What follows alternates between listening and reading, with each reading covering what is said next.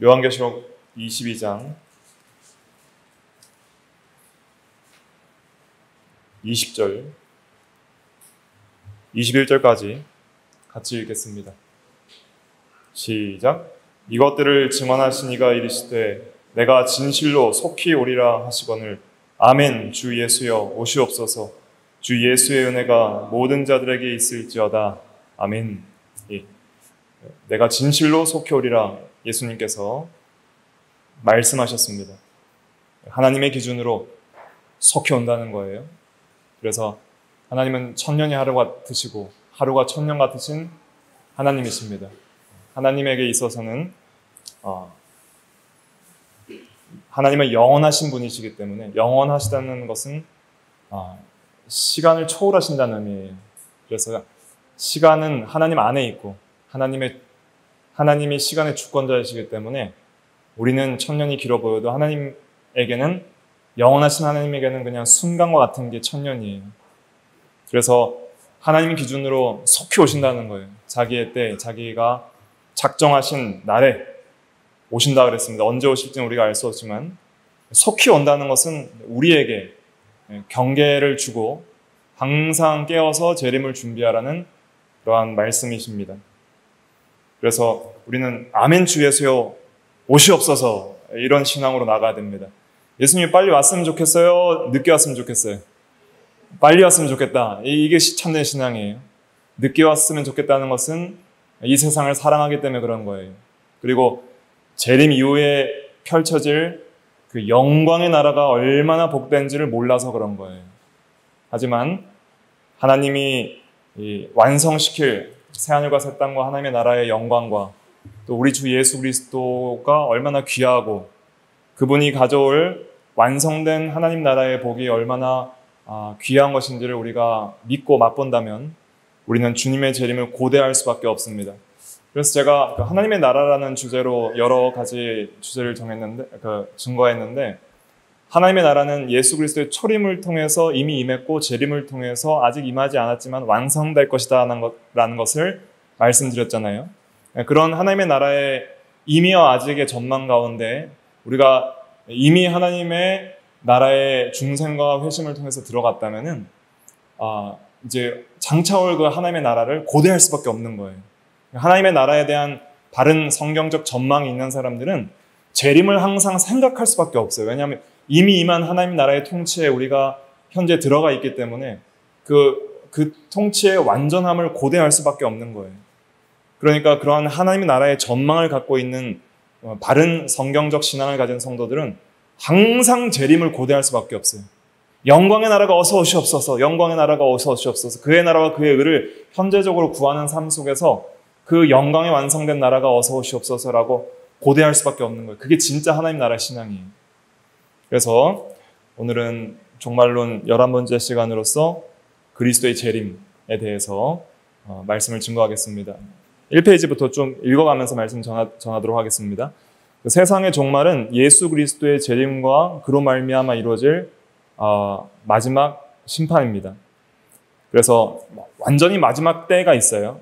그때가 종말의 때인데 그때는 재림과 심판으로 이 세상은 끝이 나요. 그런데 성경은 그 마지막 재림과 심판의 때만 종말을 하지 않고 세상의 종말은 이미 시작되었다고 말합니다. 왜 세상의 종말이 이미 시작됐냐면은 구약의 종말론이 있어요. 구약의 종말론. 구약의 종말론은 메시아가 오시면 세상이 끝날 거라고 바라봤어요. 그런데 예수님께서 오심으로 종말의 때가 이미 시작됐는데 아직 세상이 끝나지 않았죠. 초림과 재림의 그런 두 번 오심으로 하나님의 나라가 완성되죠. 그렇기 때문에 예수님의 초림과 재림 사이의 이 현 시대는, 이 신약 시대는 말세라고 하는 거예요. 종말의 때예요. 종말의 날들을 지금 살고 있는 거예요. 마지막 날들을 우리는 현재 살고 있고 살아가고 있어요. 근데 마지막 날들의 마지막 때가 올 거예요. 마지막 날들의 마지막 때가 예수님의 재림과 최후 심판의 때인 거예요. 그래서 베드로전서 4장 7절에는 만물의 마지막이 가까이 왔으니라고 말하고 있고요. 또 요한일서 2장 18절에 보면은 아이들아 이것이 마지막 때라 그랬어요. 이미 마지막 때가 임했다는 거예요. 그리고 야고보서 5장 9절에도 보라 심판자가 문 밖에 서 계시니라 그랬습니다. 이미 지금 우리가 마지막 때를 살아가고 있고 그 마지막 때의 마지막이 예수님의 재림과 최후 심판이다 이렇게 생각을 하시면 되겠습니다. 그래서 현 시대는 주 예수의 재림과 마지막 심판으로 끝나고 그 후에 영원한 새하늘과 새 땅이 시작이 될 것입니다. 그래서 이 재림은 성도에게는 복된 소망이에요. 그러나 악인에게는 두려운 사건입니다. 재림은 성도 구원 완성이고 악인 심판의 그런 날인 것이죠. 그 디도서 2장 13절에 보면 복스러운 소망과 우리의 크신 하나님 구주 예수 그리스도의 영광이 나타나심을 기다리게 하셨으니 그랬습니다. 우리에게는 이것이 재림이 소망입니다. 그러나 데살로니가후서 1장 7절부터 9절 한번 읽어볼까요? 시작. 주 예수께서 저의 능력의 천사들과 함께 하늘로부터 불꽃 중에 나타나실 때 하나님을 모르는 자들과 우리 주 예수의 복음을 복종치 않는 자들에게 형벌을 주시리니 이런 자들이 주의 얼굴과 그의 힘의 영광을 떠나 영원한 멸망의 형벌을 받으리로다. 네. 그래서 예수님께서 영광 중에 불꽃 가운데 재림하실 때에는 예수의 복음을 복종치 않는 자들에게 형벌을 주신다 그랬습니다. 그래서 악인 심판 또 구원 완성의 때가 재림의 때이다 이렇게 생각하면 되겠습니다. 그런데 이 재림은 성경적으로 확실하지만 오늘날 많은 현대 자유주의 신학자들은 예수님의 재림을 부인합니다. 자유주의라는 것은 어떤 의미냐면은 성경을 인간의 이성적으로 이해되는 부분만 믿으려는 자들이에요. 그래서 기적사건, 또 그리스도의 성육신, 그 다음에 십자가에 죽으시고 부활하신 사건, 승천하신 사건, 재림사건 이런 놀라운 그 복음의 초자연적인 사건들을 다 부정해요. 이성적으로 이해되는 것만 믿는 거예요. 예를 들면 오병이어의 기적으로 남자만 5,000명 먹였다는 것은 진짜 기적이잖아요. 우리는 기적으로 믿는데 자유주의 신학자는 어떻게 생각하냐면 그때 도시락을 다 싸온 것이다. 이렇게 이성적으로만 생각을 하는 거예요. 그렇게 성경을 해석하는 사람들이에요. 그러한 사람들은 재림을 부정하고 재림을 부정하는 것은 복음 전체를 부정하는 거예요. 그래서 칼 바르트와 같은 신학자는 그리스도의 부활이나 그의 재림은 역사적 사건이 아니다. 역사적 사건이 아닌 것으로 부정을 하였습니다. 그러나 예수님의 재림은 성경이 밝히 증거한 진리이고 많은 구절에서 재림을 설명하고 있습니다. 특별히 마태복음 24장 29절부터 30절에 보면 그날 환난 후에 즉시 해가 어두워지며 달이 빛을 내지 아니하며 별들이 하늘에서 떨어지며 하늘의 권능들이 흔들리리라. 그때 인자의 징조가 하늘에서 보이겠고 그때 땅의 모든 족속들이 통곡하며 그들이 인자가 구름을 타고 능력과 큰 영광으로 오는 것을 보리라 그랬습니다. 모든 족속들이 보리라 그랬어요. 확실히 볼 수 있게 오신다는 거예요. 그래서 비밀 재림 이런 거 없습니다. 재림 때에는 악인들이나 의인들이나 다 보게 되는 거예요. 특별히 성도들은 다 봐요. 성도들은 못 볼 성도들이 없어요. 주 안에서 죽은 자들이 먼저 일어나고 그때까지 살아남은 자들은 호련히 변화해서 주님의 재림을 맞이할 것이고 그때까지 땅에 남아있는 악인들은 통곡을 하게 되는 것이죠. 왜냐하면 믿지 않았기 때문에 심판의 때가 다가왔기 때문에 울며 통곡을 하게 되는 것입니다. 마태복음 25장 31절에 인자가 자기 영광으로 모든 천사와 함께 올 때에 그랬잖아요. 재림의 때이고 또 예수님께서도 요한복음 14장 2절 3절에도 하늘 처소를 예배하러 가고 다시 와서 너희를 영접해 주신다 그랬습니다. 그래서 재림은 성경이 확실히 증거하는 진리이고 우리는 그대로 믿어야 됩니다. 주께서 승천하시던 때에 천사들이 이렇게 제자들에게 증거했죠.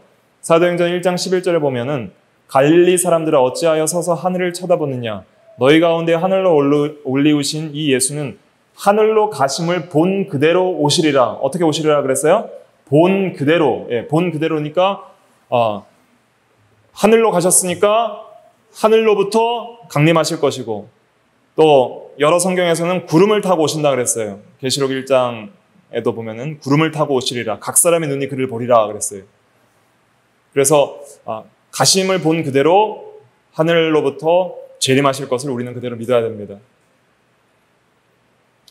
데살로니가전서 4장 16절에 보면은 주께서 호령과 천사장의 소리와 하나님의 나팔 소리로 친히 하늘로부터 강림하시리니 그리스도 안에서 죽은 자들이 먼저 일어나고 그랬습니다. 하늘로부터 강림하시는데 조용히 강림하시는 게 아니에요. 초림 때에는 조용히 오셨어요. 대부분 몰랐죠. 그 유대에 양치던 목동들이나 또 동방 박사들이나 이러한 사람들, 또 주변에 있는 몇 명 사람들만 예수님의 탄생을 알았죠. 하지만 예수님의 재림은 만민이 그를 볼 수 있도록 그렇게 영광 중에 우주적으로 재림하실 것입니다. 또 사도 베드로와 야고보도 그의 서신들에서 각각 주님의 재림을 증거했습니다. 베드로전서 1장 7절에 너희 믿음의 시련이 불로 연단하여도 없어질 금보다 더 귀하여 예수 그리스도께서 나타나실 때의 칭찬과 영광과 존귀를 얻게 하려 함이라 그랬습니다. 그래서 우리가 재림 때에 우리의 믿음을 이제 심판받을 것인데 그때 칭찬과 영광과 존귀를 얻을 수 있도록 우리가 재림을 잘 준비하면서 믿음의 시련을 잘 인내해야 돼요. 여기서 믿음의 시련이라는 단어는 이제 옛날 개역 한글판에 번역된 단어인데 우리 개역 개정 성경에는 믿음의 확실함이라고 번역을 했습니다. 연단받은 믿음이 확실하다는 거예요. 연단받아서 그 불시험을 견뎌낸, 불시험을 참고 인내하고 견뎌낸 그 믿음이 진짜 확실한 믿음이다라는 의미에서 이제 확실함으로 번역을 했는데 원어적 의미는 시련받은 믿음의 확실함 이렇게 생각할 수 있어요. 한번 따라해 보실까요? 시련받은 믿음의 확실함, 시련받은 믿음의 확실함. 예. 믿음은 시련을 당해봐야 확실한 게 드러난다는 거예요. 시험을 쳐봐야 그 점수가 드러나고 100점인지 드러나는 거예요. 믿음이 있는지 없는지가 드러나는 거예요. 그래서 시련받은 믿음이 확실한 믿음이다 이런 뜻입니다. 시련받은 믿음의 확실함은 불로 연단하여도 없어질 금보다 더 귀해서 안 없어져요. 그것은 영원히 남아있습니다. 여러분들이 오늘 하루 아무도 모르게 주님 앞에서 믿음 지킨 것 영원히 남아있는 거예요. 그것이 금보다 더 귀한 우리의 보배입니다.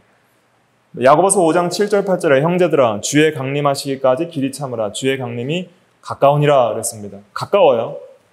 여러분들 준비할 시간이 얼마 없습니다. 여러분들이 육체적 죽음을 당하기 전까지만 재림 준비할 수 있는 시간이에요. 그렇기 때문에 모든 사람들이 다 가까운 거예요.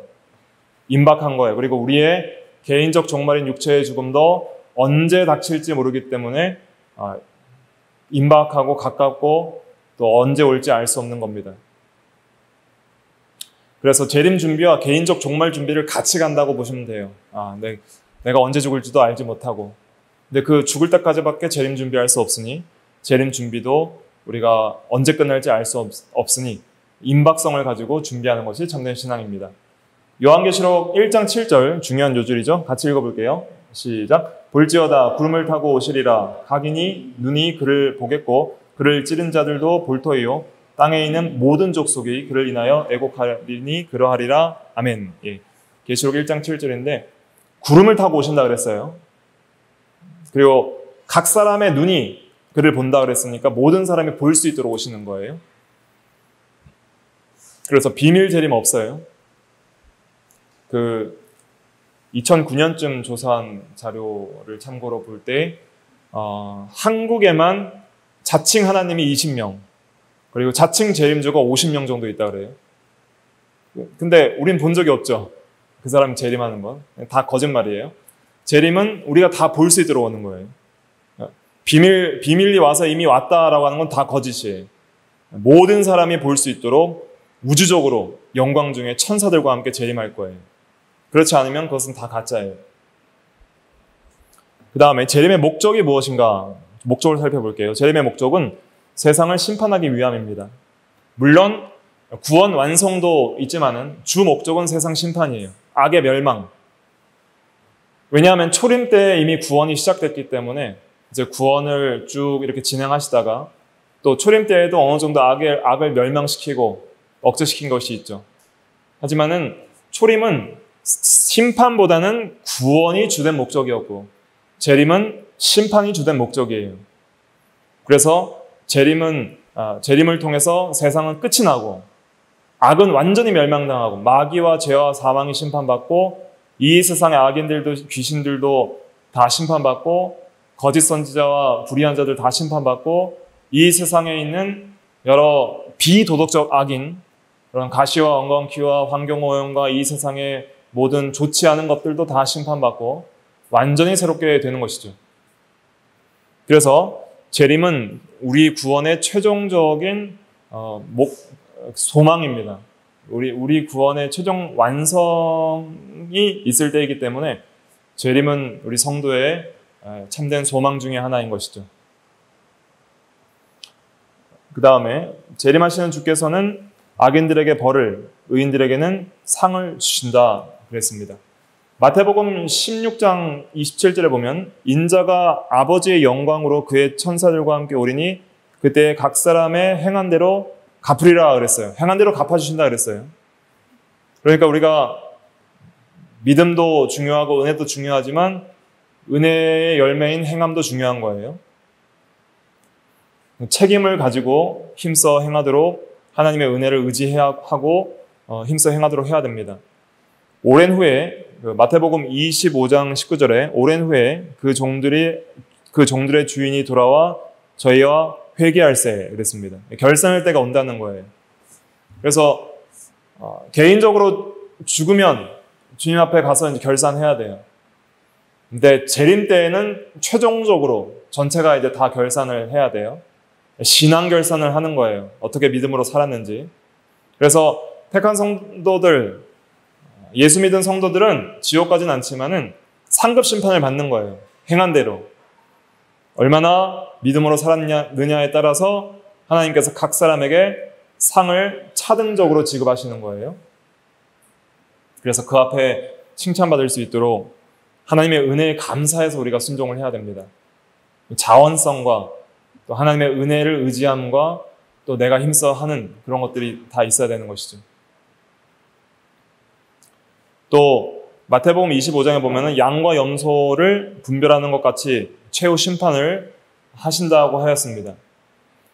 또 데살로니가후서 1장 7절부터 9절에 보면은 주 예수께서 자기의 능력의 천사들과 함께 하늘로부터 불꽃 가운데 나타나실 때 하나님을 모르는 자들과 우리 주 예수의 복음에 복종하지 않는 자들에게 형벌을 내리신다 그랬습니다. 그래서 이렇게 재림은 최후 심판과 또 의인들에게 상을 주시는 그런 일들을 최종적으로 할 때이다 이렇게 생각하면 되겠습니다.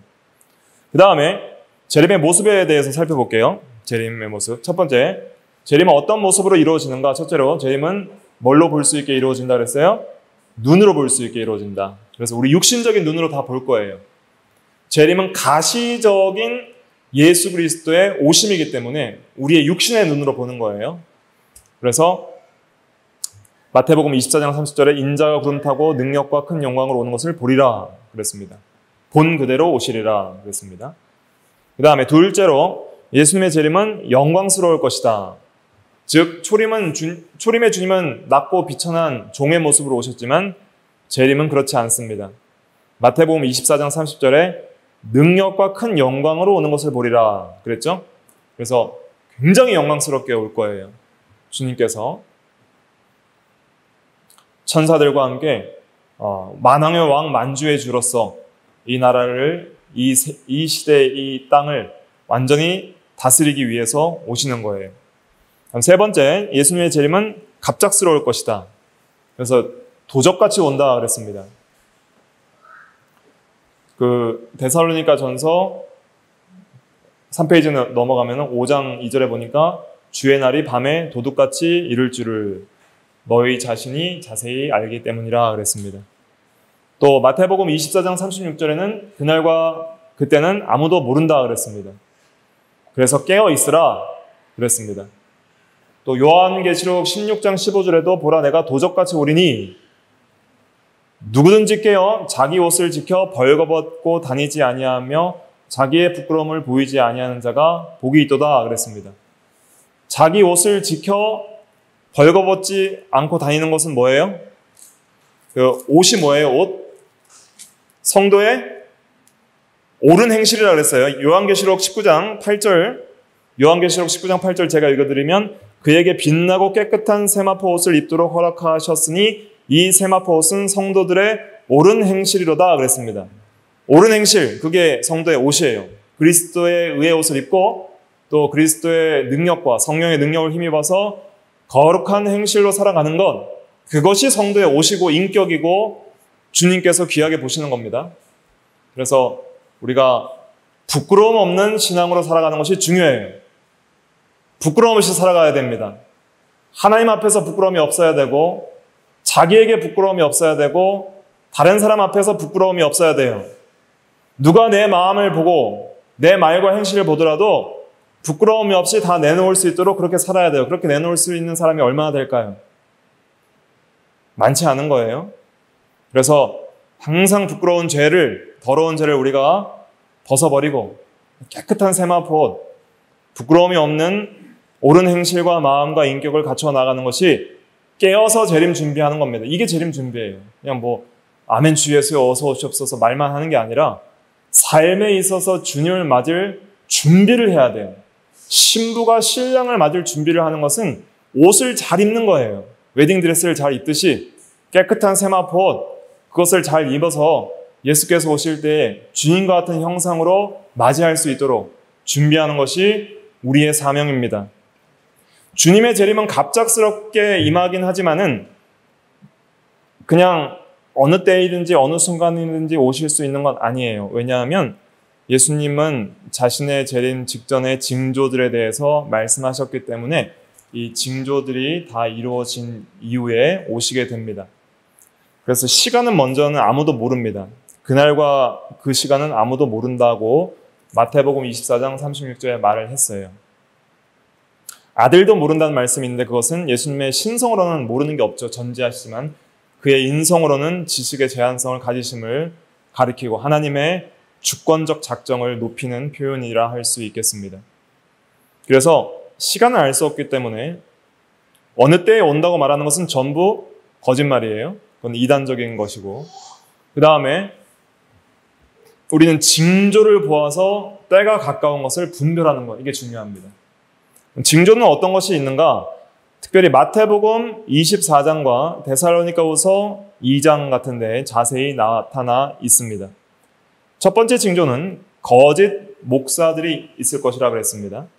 마태복음 24장 5절, 11절, 24절에 보면 많은 사람이 내 이름으로 와서 이르되 나는 그리스도라 하여 많은 사람을 미혹해 하리라. 거짓 선지자가 많이 일어나 많은 사람을 미혹하게 하겠으며 거짓 그리스도들과 거짓 선지자들이 일어나 큰 표적과 기사를 보이어 할 수만 있으면 택하신 자들도 미혹시키리라 그랬습니다. 거짓 그리스도는 자칭 거짓 그리스도를 가리키고 자기를 메시아라고 하는 사람이고, 거짓 선지자들은 이제 잘못 가르치는 이단 교사들을 가리키는 것입니다. 사실 이미 사도시대 말기에 벌써 초대교회 때부터 거짓 목사들과 이단들이 많이 나타났는데, 특별히 요한 1서에서 그런 것들을 가르치고 있습니다. 특별히 영지주의 이단을 말하고 있는데, 예수님께서 육체로 오심을 부정하는 이단들이 있었어요. 육체로 오신 걸 부정하는 이단들. 그 이단들이 이미 그 사도시대에부터 있었습니다. 이단들의 그 역사들을 이제 좀 공부하는 것도 많이 유익한데, 이단 역사를 공부하다 보면은 옛날에 있던 이단들이 그대로 지금도 반복되고 있는 걸 알 수 있어요. 뭐 크게 이단들도 이렇게 한국 이단들도 족보가 있거든요. 족보 조사 보면 그 이단 제자가 또 이단 만들고 그 이단 제자가 그 이단 만들고 그래요. 그래서 이단들도 보면은 초대교회 이단이나 현대교회 이단이나 거의 비슷비슷해요. 그래서 잘못 가르치는, 그 기독교의 근본 진리들을 잘못 가르치는 그러한 이단들이 많이 일어나는데, 말세에는 특별히 이렇게 거짓 그리스도들, 또 이 종말론에 있어서 잘못 가르치는 이단들이 상당히 많이 있습니다. 왜냐하면 이런데 유혹을 잘 받기 때문이죠. 그 이단은 기독교의 바른 교리들, 특히 근본 교리들로부터 탈선된 견해를 가리키는데, 대표적으로 뿌리 깊은 이단은 이제 천주교회라 할 수 있는데, 그 가톨릭 교회죠. 가톨릭 교회는 이단이라고도 할 수 있고 거의 이교적, 배교적인 그런 교회다라고 할 수 있습니다. 왜냐하면 그 교회는 이신칭의를 부정해요. 오직 믿음으로 의롭다 하심을 부정하고 그 복음을 부정하는 거예요. 이신칭의를 부정하면. 그 다음에 사람의 선행과 공로, 또 세례, 고해성사와 같은 것들을 구원의 본질적인 것이라고 봄에 있어서 구원론에 있어서 이단적이고, 또 성모 마리아나 성인들을 기도의 대상으로 삼기도 하고, 성모 마리아 자체를 거의 중보자, 보혜사, 세상의 여왕 등으로 높이면서 이단적인 교리를 가르칩니다. 마리아 무죄 잉태설, 마리아 승천설까지 있어요. 그러니까 이러한 마리아를 숭배하는 사상은 원래는 이교적인 이교적인 종교에서 오는 거예요. 옛날부터 어미신과 아들신 숭배 사상들이 많은 이방신 종교에 있었는데, 그 어미와 아들신 숭배 사상이 이제 로마 가톨릭에 국교화되면서 자연스럽게 가톨릭 교회에 이렇게 스며들어온 것이다. 이렇게 생각해 볼 수 있겠습니다. 그래서 이 마리아가 왜 마리아를 이렇게 숭배하는 줄 아세요? 예수님께 직접 가면 좀 어렵고 좀 무섭고 부담스러우니까 엄마한테 가면 좀 쉬울 것이다라는 그런 생각들이 있는 거예요. 그러니까 이제 마리아에게 그 마리아를 숭배를 하는 것이죠. 이것은 우상 숭배입니다. 그 다음에 19세기 이후에도 각종 이단들이 있는데, 그냥 대표적인 이단들을 잠깐 말씀드리면, 세계적인 이단 종파로는 여호와 증인, 몰몬교, 안식교, 크리스찬 사이언스 이런 것들이 있고요. 우리나라에는 박태선 전도관, 천부교, 또 문선명의 통일교, 이유성의 세일교회, 유재열의 장막성전, 정명석의 애청교회, 조희성의 영생교, 김기동의 베레와, 이초석의 한국 예루살렘교회. 이초석 이분 최근에도 여기 엑스코죠? 엑스코에서 집회했어요. 또 박명호 엘리야 복음선교원, 이장님의 다미선교회. 다미선교회는 유명하죠. 과거 1992년에 예수님 재림한다 그래서 시한부 종말론으로 유명했던 사람입니다. 이러한 사람, 최근에는 이제 이만희의 신천지 등 수많은 종파가 있습니다. 이단 종파들의 특징은 교주들이 이제 신의 계시를 받았다 주장을 하고, 특별한 교통을 주장하고, 또 자기 집단을 통해서만 구원이 가능하다는 배타적 주장을 하고요. 공교회를 이제 부정을 하는 거죠. 우리는 이단 정죄를 하는데 그 이단들은 우리 건전한 복음주의적이고 또 바른 교회들을 부정을 하는 거예요. 절박한 종말 의식으로 두려움을 주고, 또 외부와의 교제를 단절하여서 현실 도피적 경향이 있습니다. 참된 신앙은 현실을 잘 살아나가는 거예요. 그러니까 참된 재림신앙은 현실 도피적인 게 아니에요. 현실을 잘 살아나갈 수 있게 하는 것이 재림신앙입니다. 그러니까 재림신앙은 미래의 소망만 가지고 현실을 무시하는 게 아니라 미래의 소망 때문에 현실을 인내하면서 믿음으로 잘 살아내는 거예요. 하루를 내가 할 일 잘하면서 잘 살아낼 수 있는 그런 열매로 나타나는 거예요.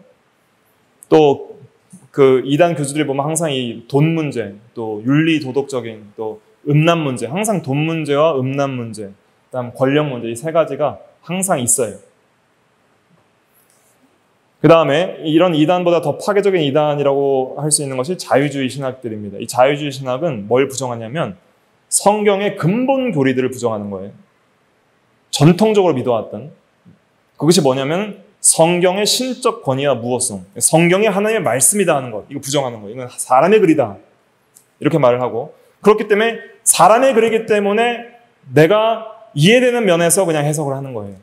그러니까 그리스도의 성육신, 처녀탄생, 기적, 속죄의 죽음, 부활, 승천, 재림 다 부정하는 거예요. 이게 자유주의 신학입니다. 그런 자유주의 신학에 물든 그런 교단들이 많이 있는 것이죠. 그런 교단 이제 4페이지 마지막에 가면은 미국에도 그런 PC USA나 이런 교단들이 있고, 한국에는 이제 기장 측, 기감 측, 통합 측 이런 교단들이 자유주의적이고, 그런 교단 안에서도 보수적인 목사님들이 있을 수 있습니다. 통합 측에서도 또 개혁주의 신학을 추구한 목사님들이 있는데 그 교단 전체의 흐름이 이제 이런 자유주의적인 그런 교단에 있다 하는 것을 우리가 생각을 할 수 있는 것이죠. 그 다음에 두 번째 재림 직전의 현상은 배교가 있는데, 배교는 이제 신앙적 변절을 가리키는 것입니다. 현대 교회 상황은 굉장히 배교적인 것들이 많이 있어요. WCC, 이런 종교 통합운동, 이런 것들이 배교적인 움직임이에요. 다른 데도 구원이 있다는 것이죠. 또 수많은 자유주의 신학자들이 역사적 개신교회들의 거의 모든 대교단들의 신학교에 들어와서 신학생들의 사상을 부패시키고 있습니다. 좀 넘어가도록 하겠습니다. 세 번째는 이제 전쟁들이 있습니다. 그래서 마태복음 24장 7절에 보니까 나라가 나라를 대적하여 일어난다 그랬습니다. 역사상 큰 전쟁이 이제 세계 제1차, 2차 대전이죠. 1차 대전 때 1000만 명 죽었고 2차 대전 때는 1700만 명이 죽었습니다.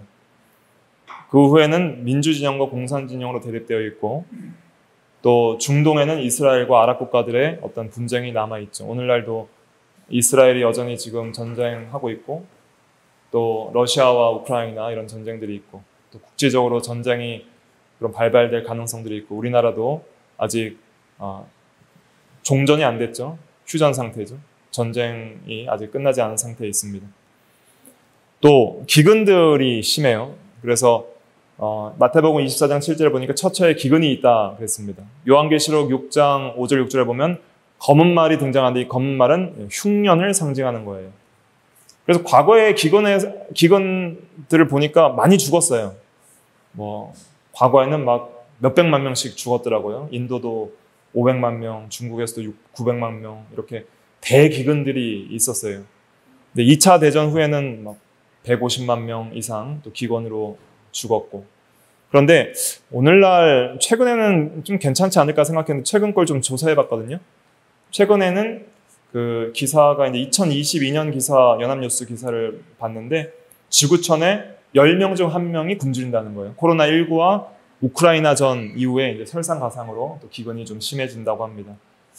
그래서 2021년 보고서에 따르면은 굶주림에 노출된 이들이 최대 8억 2,800명이에요. 8억 2천. 그러니까 지금 전 세계 인구가 몇 명 정도 되죠? 한 이제 거의 80억 되죠? 70억 인구에서 이제 한 80억 정도 되는데, 그 중에 이제 10분의 1이 굶주리고 있는 거예요. 그러니까 우리가 오늘도 점심을 잘 먹었는데 감사하게 일단 하나님 은혜다 하는 것을 알 수 있어요. 특별히 5세 미만의 영유아는 약 4,500만 명 정도가 전 세계적으로 심각한 수준의 영양실조로 고통받고 있고, 1억 4,900만 명의 아이들은 영양소 부족으로 성장 발달에 차질을 빚고 있습니다. 그리고 최근의 기록이죠. 최근에는 소말리아 같은 경우에는 2010년부터 2년간 26만 명이 굶주려서 죽었다고 합니다. 그리고 아직도 기근 문제가 해결되지 않고, 지금도 이제 전쟁 지역에서는 그 기근으로 굶주리는 사람들이 많이 있습니다. 그런데 이런 이 원자재의 부족으로 기근을 당하는 것도 있지만, 아모스 8장 11절 읽어볼게요. 시작. 내가 기근을 땅에 보내리니 양식이 없어 주림이 아니며 물이 없어 가람이 아니요 여호와의 말씀을 듣지 못한 기갈이라. 네. 말세가 되면 참된 진리의 말씀을 듣지 못하는 기갈의 때를 만난다는 거예요. 그래서 오늘날도 바른 복음, 또 바른 개혁주의적인 교리와 말씀을 배울 수 있는 교회가 현저하게 줄어들고 있는 시대입니다. 왜냐하면 그런 거 좋아하지 않아요, 사람들이. 기독교가 세속화되고 형식화되고, 또 이런 좀 대형교회, 물질과 번영을 누리면서 신령한 면을 상실하게 되는 거예요. 신령한 면. 영적인 진리, 신령한 면, 영이 사는 도리. 여러분들과 저는 영이 사는 도리를 추구해야 돼요. 영이 사느냐 죽느냐. 그게 문제인 거예요. 육신이 살고 죽는 것은 그건 그 다음 문제예요. 그건 이 현세적으로는 그렇게 중요하지 않아요. 왜냐하면 우리는 부활을 소망하기 때문에. 사람이 떡으로만 살 것이 아니요 하나님의 입으로 나오는 모든 뭘로 살 거라 그랬어요? 말씀으로 산다 그랬어요. 말씀. 말씀이 중요한 거예요. 영적인 양식으로 삼을 수 있는 진리의 말씀을 듣는 자리에 나가야 되는데 그런 걸 듣지 못하는 것이 말세의 징조이다 하는 것을 우리가 깨닫고 이 진리를 좀 사모하는 그러한 대로 나가야 됩니다. 그래서 성경을 외부적으로 아는 데만 그치지 말고 신령한 뜻, 그 내포된 뜻, 의미들을 깨달아서 나의 영의 양식이 돼야 돼요. 영의 양식이 돼야 영이 살고 자라나는 거예요. 내 영혼이 힘을 얻고 먹어서 배가 부르고 은혜가 되고 거룩함에 이르는 열망을 가지고 변하여 새롭게 살아나가는 능력의 역사가 영의 양식으로부터 공급이 돼야 돼요. 그거 없이 그냥 아무런 감동도 없이 그냥 교만하게 살아나가는 것은 성경을 제대로 아는 것이 아닙니다. 성경은 구원에 이르도록 자라나게 한다 그랬어요. 그런 것을 우리가 좀 삼아야 됩니다. 그 다음에 전염병이 있다 그랬죠? 누가복음 21장 11절에 전염병이 있겠고, 그래서 한번 좀 무서운 전염병들이 있었던 걸 읽어보시고, 또 2025년 기준 전 세계 에이즈 감염자는 4천만 명이에요. 코로나 전염병도 있었지만은 이런 전염병들이 계속 있을 것이다. 정말 상상도 하지 못하는 세계적 감염병들이 이제 왔었잖아요. 코로나 같은 경우는 그런 것들이 있는 거예요. 지진들도 많이 있었습니다. 그 지진이 굉장히 무섭다 그래요. 그래서 큰 지진의 힘은 약 1억 8천만 톤의 TNT 폭탄을 터뜨린 것 같다. 또 인류 역사상 최초의 원자폭탄의 약 10,000배의 힘이다. 이렇게 말을 할 정도 지진이 이렇게 무서운 거더라고요. 그래서 이러한 지진들이 많은 사상들을 내고 지금도 지진들이 많이 발생하고 있습니다. 우리나라도 지진에 있어서 이제 점점 안전하지 않은 것 같아요. 그 다음에 말세가 되면 이제 불법이 성한다 그랬어요. 그래서 오늘날은 사람도 함부로 도와주면 어떻게 돼요? 신고당하죠. 네. 사람도 함부로 도와주거나 이렇게 하면 뭐 성추행으로 신고하기도 하고, 또 뭘 훔쳐가지도 않았는데 지갑 도둑 맞았다고 괜히 도와줬다가 신고당하기도 하고, 또 지갑을 찾았더니 돈이 없다고 돈 내놓으라고 그렇게 하기도 하고, 그러니까 이 불법이 성하니까 사람들이 정을 베풀려고 하지 않는 거예요. 이런 시대에 살고 있습니다. 그럴 때라도 우리 그리스도인들은 그리스도 안에서 성도들에게, 특별히 우리 형제들을 사랑하고 또 지혜롭게 세상 사람들에 대해서는 할 수 있는 대로 사랑을 베풀되 지혜롭게 잘 대처를 하는 것이 중요하겠습니다. 그 다음에 8번은 적그리스도의 나타남과 핍박이 있는데, 말세에는 적그리스도가 나타날 거예요. 적그리스도라는 것은 이제 적그리스도를 예표하는 많은 그러한 역사적 인물들이 있어 왔습니다. 그래서 적그리스도는 그 교회를 핍박하는 존재를 가리키는 거예요. 어떤 권력을 가지고. 역사상 그런 적그리스도적인 인간들이 많이 있었지만은 말세에 예언된 적그리스도는 전 세계적인 그런 세계를 제패하고 기독교를 종말론적으로 탄압할 그런 적그리스도가 있는 거예요. 그래서 이제 앞으로 이 세상 나라는 전체주의 국가가 될 거예요. 전제국가. 그래서 나라가 통합이 되고 적그리스도 또 이런 전제 군주가 이 세상 전체를 이렇게 다스리는 그런 시대가 앞으로 올 것입니다. 성경에 예언된 거예요. 그것이 뭐 어떤 방식으로 올지는 우리는 알 수 없지만은 그런 전 우주적인 핍박, 대환란이 올 것이다.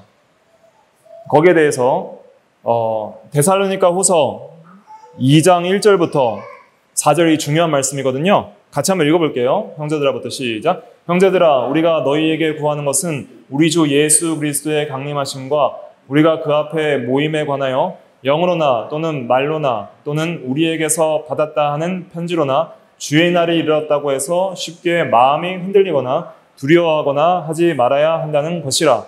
누가 어떻게 하여도 너희가 미혹되지 말라. 먼저 배교하는 일이 있고 저 불법의 사람 멸망의 아들이 나타나기 전에는 그날이 이르지 아니하리니 그는 대적하는 자라 신이라고 불리는 모든 것과 숭배함을 받는 것에 대항하여 그 위에 자기를 높이고 하나님의 성전에 앉아 자기를 하나님이라고 내세우느니라. 예. 이런 불법의 사람, 멸망의 아들이 전 세계적으로 하나님 위에 자기를 높이면서 그렇게 다스리고 교회를 핍박할 자가 온다는 거예요. 그러니까 그 자가 오기 전까지는 주의 날이 이미 이르렀다고 해서 쉽게 마음이 흔들리거나 두려워하지 말라 그랬어요. 그래서 이거 여기서 말하는 것은 시한부 종말론, 그리고 재림이 임박했다 그래서 사람을 두렵게 하고 미혹하게 하는 이단들에 대해서 이 적그리스도가 마지막에 나타나기 전까지는 주의 날이 오지 않을 것이다 그랬습니다. 근데 적그리스도가 나타나도 우리는 두려워하지 않을 것은 예수 그리스도께서 재림하셔서 그 적그리스도를 심판하신다 그랬어요. 아무튼 창세 이후로 지금까지 이런 환란이 없을, 후에도 없을 그런 대대적인 큰 환란이 있을 것이라고 마태복음 24장 21절에 말하고 있습니다. 그래서 지금은 좀 잠시 평안한 때에 하나님께서 복음이 확장되고 교회가 세워지기 위해서 잠시 이 세상에 평안함을 주시는 때입니다. 국지적으로는 적그리스도적인 사람들이 있죠. 북한에도 이런 김일성, 김정일, 김정은 3대 부자가 또 핍박을 하고 있는데, 그러나 세계적인 아직 적그리스도는 등장하지 않았다. 앞으로 등장하게 되면 재림이 이제는 곧 이루어질 것이다. 이렇게 예상을 할 수 있는 것입니다. 그때까지 우리는 믿음으로 잘 준비해 나가는 것이 중요합니다. 또 주님의 재림 직전의 마지막 징조는 세계 복음화예요. 세계가 복음화되고 전 세계가 이제 택한 백성들이 다 구원을 얻게 되면 그때 세상에 끝이 온다 그랬습니다. 마태복음 24장 14절에 이 천국 복음이 모든 민족에게 증거되기 위하여 온 세상에 전파되리니 그제야 끝이 오리라 그랬습니다. 특별히 우리가 로마서 11장에서 배웠듯이 그 이스라엘의 민족적 대회심이 또 함께 있을 때에 이제 세상 끝이 가까웠구나 이렇게 깨달을 수 있다는 거예요. 다음 8페이지 마지막 보겠습니다. 재림의 실제적 교훈들. 그래서 우리가 재림을 믿고 또 깨어 있어야 됩니다. 또 예비하고 준비해야 돼요. 그래서 준비는 언제예요? 지금 하는 거, 지금. 오늘, 지금, 내일 하는 게 아니에요. 지금 하면서 깨어 있는 것은 정상적인 신앙생활, 이상한 신앙생활 하지 말고 현실 도피적이거나 극단적인 것 하지 말고 성경대로 하나님과 주 예수 그리스도를 믿고 성경대로 바르게 살아가는 거예요. 좋은 사람이 되는 거예요. 좋은 엄마, 좋은 아빠, 좋은 직장인, 좋은 성도, 하나님 앞에서 경건, 거룩, 사랑의 삶을 사는 것이 재림 준비 신앙입니다. 그래서 베드로후서 3장 10절부터 13절 같이 읽어볼게요. 시작. 그러나 주의 날이 도둑같이 오리니 그날에는 하늘이 큰 소리로 떠나가고 물질이 뜨거운 불에 풀어지고 땅과 그 중에 있는 모든 것이 드러나리로다. 이 모든 것이 이렇게 풀어지리니 너희가 어떠한 사람이 되어야 마땅하냐? 거룩한 행실과 경건함으로 하나님의 날이 임하기를 바라보고 간절히 사모하라.